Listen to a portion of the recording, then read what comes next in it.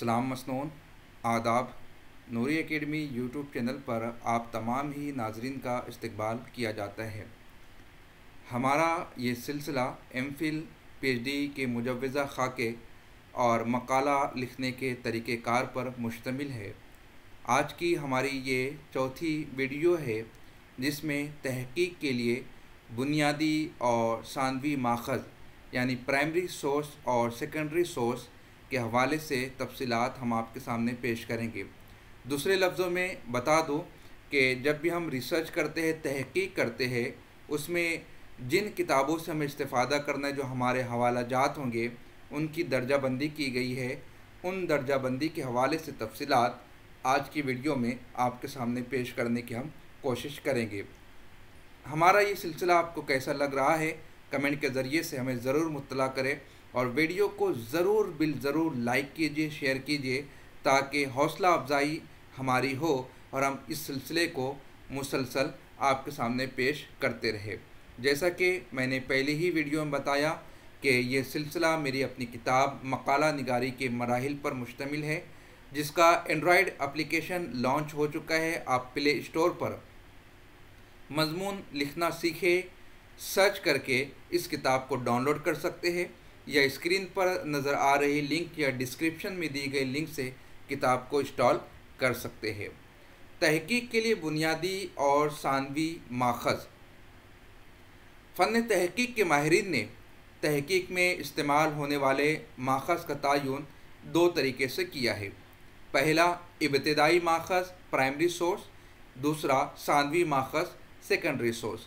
बाज़ लोगों ने बुनियादी माख़ज़, उसके बाद इब्तिदाई माख़ज़ और उसके बाद सानवी माख़ज़, तीन तरकीब भी बताई है। हम दोनों मुहक्किकीन के तरीक़ेकार को आपके सामने पेश करेंगे। पहला तरीका इब्तिदाई माख़ज़ और दूसरा सानवी माख़ज़। और उसके बाद आ जाइए दूसरा ज़ुमरा जो है उसे भी आपके सामने हम पेश कर देते हैं। बुनियादी माख़ज़ यानी बेसिक सोर्स। अब इसमें बहुत सारी चीज़ें आती है, जैसे सरकारी रिकॉर्ड्स।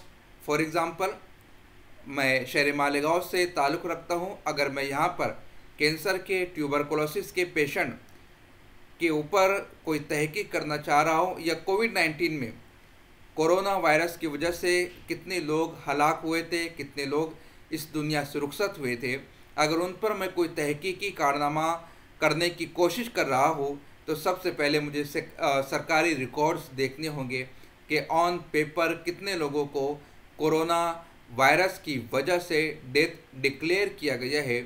उसके आदाद शुमार, उसका रेशो मेरे पास हासिल हो जाए। सरकारी रिकॉर्ड्स बुनियादी माख़ज़ की हैसियत रखते हैं। सुनी सुनाई बात पर तहक़ीक़ नहीं होती है।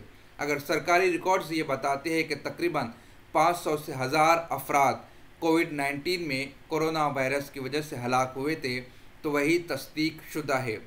अगरचे लोगों का कहना ये है कि इससे ज़्यादा तादाद है, लेकिन चूँकि वो रिकॉर्ड्स में दर्ज नहीं है, उसका कोई ऑथेंटिक सोर्स नहीं है, तो वो काबिल कबूल नहीं होगा। तो बुनियादी माख़ज़ में सरकारी रिकॉर्ड्स होते हैं, ज़ाती रिकॉर्ड्स होते हैं, ज़ुबानी रिवायात। अब ज़ुबानी रिवायत से मुराद क्या है? फॉर एग्ज़ाम्पल, हमारे यहाँ जब मालेगांव में जंग आज़ादी हुई थी, तो उस वक्त में बहुत सारे लोगों पर मुकदमा दर्ज किया गया था और 7 लोगों को पूना की येरोडा जेल में फांसी की सज़ा दी गई थी। इसके तकरीबन तमाम अहवाल किताबों में मौजूद है, उस पर काफ़ी वर्क हो चुका है। लेकिन एक ज़ईफ़ा अब भी ऐसी मौजूद है जिसके बेटे को पूना की जेल में फांसी दी गई थी, और वो रिवायतें बयान करती है कि किस तरह वो यूपी से हिजरत करके मालेगांव पहुंची थी और उनके आँखों के सामने एक कड़ियल नौजवान को तख्तेदार पर लिटा दिया गया था। तो ऐसी ज़ुबानी रिवायत काबिल कबूल होंगी, तस्लीम शुदा होंगी, इसलिए कि ये ख़ुद की सहने पर मुश्तमिल बात है, उनके ख़ुद के घर की बात है। सुनी सुनाई बात यहाँ पर काबिल कबूल नहीं होंगी, यानी किसी ने सुना फिर उसने आपको सुनाया, या किसी ने किसी और के वास्ते से आपको सुनाया। तो बुनियादी माख़ज़ में वो रिवायत आती है जो मुशाहिदाती हो। उसके बाद तस्वीरी रिकॉर्ड्स। तस्वीर झूठ नहीं बोलती है। इस सबब से तस्वीरी रिकॉर्ड्स भी बुनियादी माखज़ में आते हैं। जैसा कि इससे पहले के वीडियो में आसारुस सनादीद के हवाले से मैंने आपसे कहा था कि सर सैयद अहमद ख़ान किस तरह से कुतुबों को कलमबंद करने के लिए, उनके ड्राइंग बनाने के लिए तकलीफ़ें उठाते थे। तो तस्वीरी रिकॉर्ड्स भी बुनियादी माखज़ में आते हैं। मतबूआ मवाद जो तबास से गुज़र चुका हो, जो शाये हो चुका हो, वो भी बुनियादी माखज़ में आते हैं। उसके बाद मैकेनिकी रिकॉर्ड्स भी बुनियादी माखज़ में आते हैं। आसार, चाहे फिर वो मादी आसार हो या फिर मतबूआ आसार हो या फिर ख़त्ती मवाद यानी मखतूता वगैरह हो, हाथ से कलमबंद किया हो, बस आसार होने चाहिए। मादी आसार जैसे मोहनजोदारो है, हड़प्पा है, वहाँ पर बाकियात मौजूद थे, आसार मौजूद थे, बुनियादी माखज़ में आएगा। मतबूआ आसार कलमी सूरत में मौजूद थे, शाये हो चुका है, वो भी बुनियादी माखज़ में। ख़त्ती मवाद यानी कि मखतूते की शक्ल में, मुसव्वदे की शक्ल में, बयास की सूरत में मौजूद हो, तो ऐसा ख़त्ती मवाद भी बुनियादी माखज़ में आता है। उसके बाद बहुत सारी मुतफ़र्रिक़ा चीज़ें हैं जो भी बुनियादी माखज़ में आते हैं। जैसे सालनामे, ईयर बुक जो होती है वो भी बुनियादी माखज़ में आते हैं। दस्तावेज़ात, आर्काइव्स, वो भी एक अहम हिस्सा है। जैसे कि अभी कोविड-19 की मैंने बात की, तो जो भी दस्तावेज़ात उन 2 सालों के होंगे वो प्राइमरी सोर्स या बेसिक सोर्स में आते हैं। फिर कैटलॉग यानी फ़हरिस्त भी बुनियादी माखज़ में। क्रॉनिकल, लेजेंड्स, किस्से कहानियाँ, मैन्युस्क्रिप्ट यानी कि मखतूते भी बुनियादी माखज़ ही में आते हैं। उसके बाद है याददाश्त, यादगार, जैसे कोई मुजस्समा बना हुआ है, कोई स्टैच्यू बना है, कोई मेमोरियल है, वो भी बुनियादी माखज़ में आते हैं।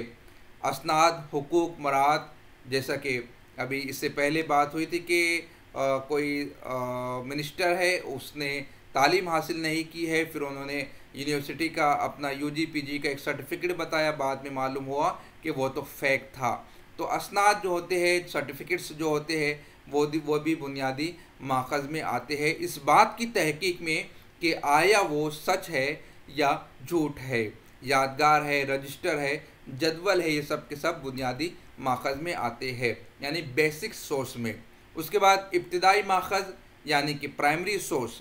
प्राइमरी सोर्स में क्या होता है कि इब्तिदाई माखज़ उन वाक़यात के दस्तावेज़ात होते हैं जिनको ख़ुद मुबस्सिर ने अपनी आँखों से देखा हो या कानों से सुना हो, या ऐसे असली शवाहिद जो वाक़े से मुतालिक दस्तयाब हो।